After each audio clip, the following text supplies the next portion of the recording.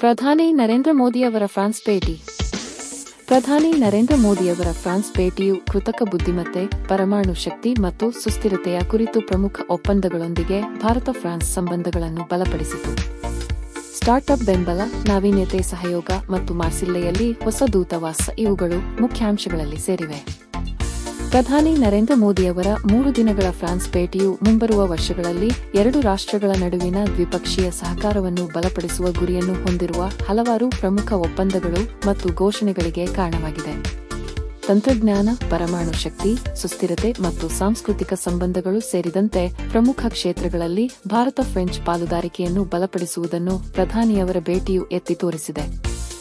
ಭಾರತ ಮತ್ತು France logistics, ಸುಸ್ಥಿರತೆ ಮತ್ತು ಜಾಗತಿಕ ವ್ಯಾಪಾರದಲ್ಲಿ ಸಹಕಾರವನ್ನು ಹೆಚ್ಚಿಸಲು ಒಟ್ಟಾಗಿ ಕೆಲಸ ಮಾಡುತ್ತಿವೆ ಮತ್ತು ಉತ್ತಮ ಕಡಲ ಭವಿಷ್ಯಕ್ಕಾಗಿ ಹಂಚಿಕೆಯ ದೃಷ್ಟಿಕೋನವನ್ನು ಬಲಪಡಿಸುತ್ತವೆ ಎಂದು ಪ್ರಧಾನಿ ಮೋದಿ ಹೇಳಿದರು. ಮಾರ್ಸಿಲ್ಲೆಯಲ್ಲಿ ಕಡಲ ಸಂಬಂಧಗಳನ್ನು ಬಲಪಡಿಸುವುದು. ಅಧ್ಯಕ್ಷ ಎಮ್ಯಾನ್ಯುಯಲ್ ಮ್ಯಾಕ್ರನ್ ಮತ್ತು ನಾನು ಹಡಗು ಸಾಗಣೆ ಮತ್ತು ಲಾಜಿಸ್ಟಿಕ್ಸ್ನಲ್ಲಿ ಜಾಗತಿಕ ನಾಯಕರಾಗಿರುವ ಸಿಎಂಎಸಿ ಜಿಎಂನ ನಿಯಂತ್ರಣ ಕೊಠಡಿಗೆ ಭೇಟಿ ನೀಡಿದ್ದೆವು.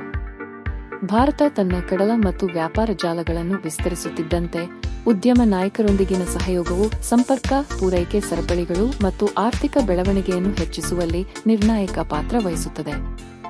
ಲಾಜಿಸ್ಟಿಕ್ಸ್, ಸುಸ್ಥಿರತೆ ಮತ್ತು ಜಾಗತಿಕ ವ್ಯಾಪಾರದಲ್ಲಿ ಭಾರತ-ಫ್ರಾನ್ಸ್ ಸಹಕಾರವನ್ನು ಹೆಚ್ಚಿಸುವ ನಾವು ಕೆಲಸ ಮಾಡುತ್ತಿದ್ದೇವೆ, ಉತ್ತಮ ಕಡಲ ಭವಿಷ್ಯಕ್ಕಾಗಿ ನಮ್ಮ ಹಂಚಿಕೆಯ ದೃಷ್ಟಿಕೋನವನ್ನು ಬಲಪಡಿಸುತ್ತೇವೆ ಎಂದು ಅವರು ಟ್ವೀಟ್ ಮಾಡಿದ್ದಾರೆ.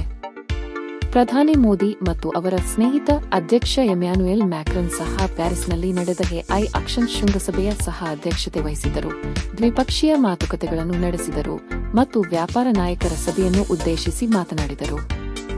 ಪ್ರಧಾನಿ ಫ್ರಾನ್ಸ್ ಭೇಟಿಯ ಪ್ರಮುಖ ಫಲಿತಾಂಶಗಳು. ಕೃತಕ ಬುದ್ಧಿಮತ್ತೆ ಎಐ ಕುರಿತು ಭಾರತ-ಫ್ರಾನ್ಸ್ ಘೋಷಣೆ. ನೈತಿಕ ಮತ್ತು ಜವಾಬ್ದಾರಿಯುತ ಎಐ ಅಭಿವೃದ್ಧಿಗೆ ಒತ್ತು ನೀಡುವ ಮೂಲಕ ಎಐ ಸಂಶೋಧನೆ ಮತ್ತು ಅನ್ವಯಿಕೆಗಳಲ್ಲಿ ಸಹಯೋಗವನ್ನು ಹೆಚ್ಚಿಸಲು ಎರಡು ರಾಷ್ಟ್ರಗಳು ಬದ್ಧವಾಗಿವೆ. ಭಾರತ-ಫ್ರಾನ್ಸ್ ನಾವೀನ್ಯತೆ ವರ್ಷ 2026 ಲೋಗೋ ಬಿಡುಗಡೆ. ನಾವೀನ್ಯತೆ ಮತ್ತು ವೈಜ್ಞಾನಿಕ ಸಹಯೋಗವನ್ನು ಬೆಳೆಸುವ ತಮ್ಮ ಬದ್ಧತೆಯನ್ನು ಸೂಚಿಸುವ ಮುಂಬರುವ ಉಪಕ್ರಮಕ್ಕಾಗಿ ಎರಡು ದೇಶಗಳು ಅಧಿಕೃತ ಲೋಗೋವನ್ನು ಅನಾವರಣಗೊಳಿಸಿದವು. ಇಂಡೋ-ಫ್ರೆಂಚ್ ಡಿಜಿಟಲ್ ವಿಜ್ಞಾನ ಕೇಂದ್ರ.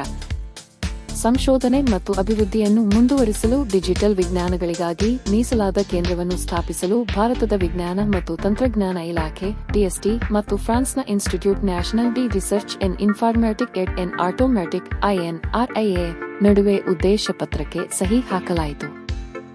ಭಾರತೀಯ ಸ್ಟಾರ್ಟ್ಅಪ್ಗಳಿಗೆ ಬೆಂಬಲ. ಉದ್ಯಮಶೀಲತೆಯನ್ನು ಹೆಚ್ಚಿಸುವ ಪ್ರಯತ್ನದಲ್ಲಿ ಪ್ರಸಿದ್ಧ ಫ್ರೆಂಚ್ ಸ್ಟಾರ್ಟ್ಅಪ್ ಇನ್ಕ್ಯುಬೇಟರ್ ಸ್ಟೇಷನ್ ಎಫ್ನಲ್ಲಿ 10 ಭಾರತೀಯ ಸ್ಟಾರ್ಟ್ಅಪ್ಗಳನ್ನು ಆಯೋಜಿಸಲು ಒಪ್ಪಂದಕ್ಕೆ ಸಹಿ ಹಾಕಲಾಯಿತು.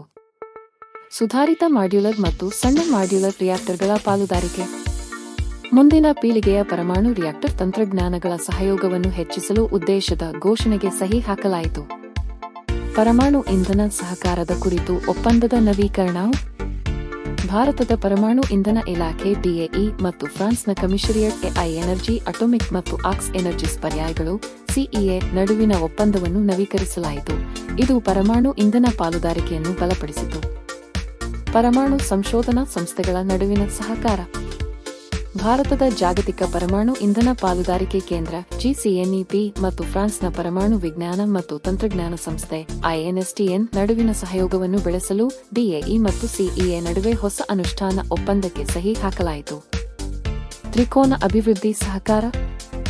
ಸುಸ್ಥಿರತೆ ಮತ್ತು ಆರ್ಥಿಕ ಬೆಳವಣಿಗೆಯ ಮೇಲೆ ಕೇಂದ್ರೀಕರಿಸುವ ಇಂಡೋ ಪೆಸಿಫಿಕ್ ಪ್ರದೇಶದಲ್ಲಿನ ಅಭಿವೃದ್ಧಿ ಯೋಜನೆಗಳಲ್ಲಿ ಸಹಕರಿಸುವ ಉದ್ದೇಶದ ಜಂಟಿ ಘೋಷಣೆಯನ್ನು ಭಾರತ ಮತ್ತು ಫ್ರಾನ್ಸ್ ಹೊರಡಿಸಿವೆ. ಮಾರ್ಸಿಲ್ಲೆಯಲ್ಲಿ ಭಾರತದ ದೂತಾವಾಸ.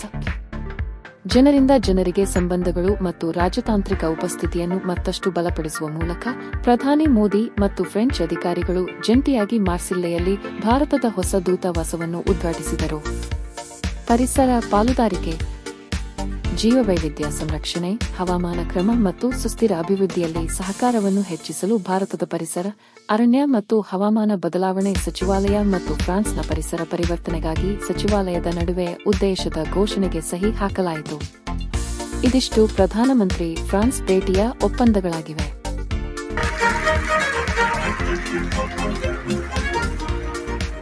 AI is reshaping our polity, our economy, our security and even our society. AI is writing the code for humanity in this century. India has successfully built a digital public infrastructure for over 1.4 billion people at a very low cost. We have made digital commerce democratic and accessible to all. This vision is the foundation of India's national AI mission. To build on the momentum of this Action Summit, India would be happy to host the next summit.